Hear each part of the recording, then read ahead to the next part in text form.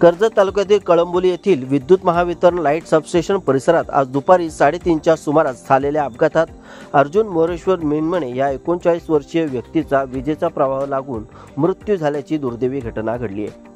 मिनमणे हे झाडांची पाने तोडण्यासाठी गेले असताना झाडाला विद्युत वाहक तार चिकटलेली असल्याने त्यांना विजेचा शॉक बसलाय। घटनास्थळी त्यांचा जागीच मृत्यू झालाय। मृत अर्जुन मिनमणे यांच्या मागे पत्नी व 2 लहान मुले असा परिवार आहे।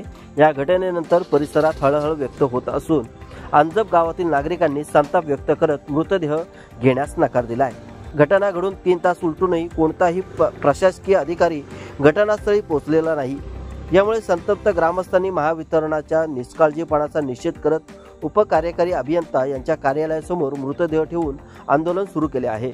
याच परिसरात महिन्यापूर्वी 8 वर्षीय चिमुरड्याचा विद्युत तारेमुळे मृत्यू झाला होता, तरीही प्रशासनाने कोणतीही ठोस कारवाई केली नाहीये असा आरोप नागरिकांनी केलाय। दरम्यान महावितरणाच्या या भोगळ कारभाराचा अजून किती दिवस सुरू राहणार असून आणखी किती निष्पाप जीव गेले की प्रशासन जागे होणार म्हणून प्रश्न उपस्थित केला आहे।